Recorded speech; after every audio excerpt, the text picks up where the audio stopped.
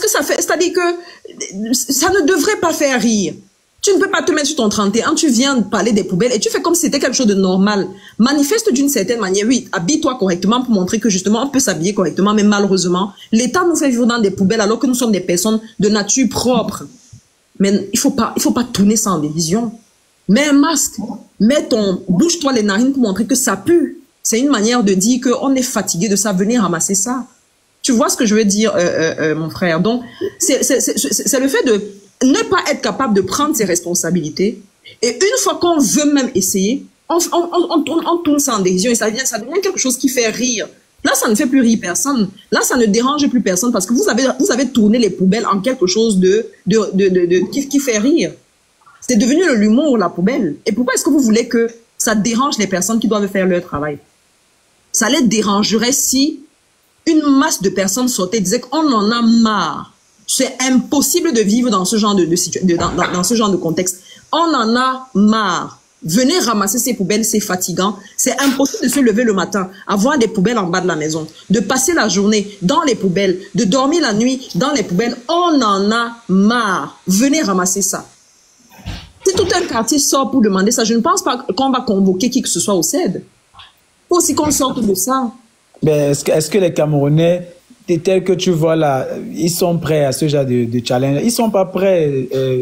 C'est vrai que nous travaillons dans ce sens-là, dans cette dynamique-là, cette mouvance-là, pour que, en fait, des choses pareilles, que chacun prenne conscience. Mais ça va, je pense que, voilà, on va seulement vraiment attendre que le miracle s'opère parce que, en temps réel, les Camerounais devraient être à mesure, normalement, de dénoncer le moindre, c'est-à-dire que les moindres trucs qui arrivent là, ce qui leur revient de droit, que l'État ne respecte pas, ils devraient être capables. Mais le plus triste, c'est que quand tu leur parles de ça, les gens te disent que, ben voilà, j'ai eu à causer avec eux.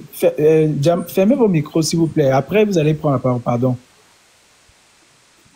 J'ai eu à causer avec une amie, pas plus tard que cette semaine. Nous sommes en train de parler, je lui ai dit que ma chérie, vraiment, je sais que tu n'aimes pas parce que c'est mon amie. Cette fille-là, quand je parle de mes amis, c'est l'une de mes meilleures amies que j'ai autour de moi. C'est la sœur de Sony. Quand il dit la sœur, tu comprends ce qu'il veut dire Sony. C'est la sœur de Sony. C'est-à-dire que elle me disait souvent quand j'étais au Cameroun que c'est-à-dire que je ne peux jamais t'appeler Kamto. Et quand elle me disait ça, en fait, pour elle, c'est quoi? C'est que Kamto veut prendre le pouvoir de leur grand-père. Ça, c'est sa logique, en fait. Et curieusement, c'est une fille qui, très belle, qui a fait les études, qui a fait pour se débrouiller, et elle est battante, se retrouve en train de faire dans les prestations, dans des snacks, parfois les promotions Guinness et tout ça. Elle fait tout ça et je vous dis, elle joue à l'équipe nationale de rugby camerounais. Elle joue à l'équipe nationale. Je dis que quand moi je dénonce, ça te dérange. Tu n'aimes pas. Quand tu vois mes posts, tu passes comme un taxi plein. Oh, toi, Oche, tu vas finir d'aller faire tes compétitions, tu vas rentrer, tu n'es même pas capable de donner, c'est-à-dire de payer même, vraiment de dire que tu as quelque chose que tu as eu. Tu vas revenir en dehors du billet d'avion, en fait du vol que tu as fait, tu es allé dans notre pays. Tu n'as rien d'autre que tu as gagné. Et tu te dis, et tu ne te poses pas la question de savoir, mais qui sont les responsables? Tu penses qu'il n'y a pas quelqu'un qui est à la tête de la fédération, là, en fait, qui reçoit l'argent et qui en retour ne vous donne pas. Et après, on vous envoie comme quoi? Même celui qui va venir après, ça sera pareil. Pourquoi? Parce qu'on veut vous endormir dans cette posture où vous êtes. Et ben, quand on a causé comme ça, et toi, elle me dit non, c'est que moi, je suis apolitique. Et ben voilà, tu continues. Tu dis que tu es apolitique, mais je suis ici à l'extérieur. Mais c'est facile pour vous là-bas au pays de désormais me considérer comme un Dieu. Et ce que je ne veux pas. Quand il dit Dieu, peut-être c'est abusé, c'est-à-dire de me voir comme celui-là qui est au paradis. Et que je ne manque de rien. Et pourtant que nous, au Cameroun, depuis le Cameroun, quand j'étais là-bas, je ne cessais de te parler et je continue à le dire. Mais ça ne vous intéresse pas, en fait. Pour vous, en fait, c'est que on bassine vos oreilles. Et quand je lui dis, on est en enfer, elle me dit, gars, c'est trop fort. Je dis que non, on est en enfer.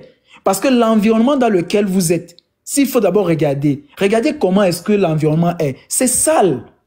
Je lui ai pris l'exemple que me voici qui suis arrivé ici au Canada. Quand je suis arrivé ici au Canada, moi, je savais que je suis quelqu'un à la base, bon, dans notre famille, très fragile à la grippe.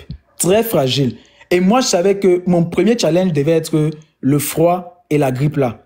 Je me suis dit, bon, si j'arrive et que je gère la grippe là, c'est que ça va.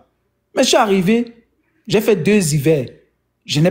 Ça dit que j'ai pas eu un semblant de grippe. Et je me suis posé la question, mais c'est quoi le truc? Et moi, chez moi, comme je cogite très vite et je comprends très vite les choses, j'ai compris très rapidement. En fait,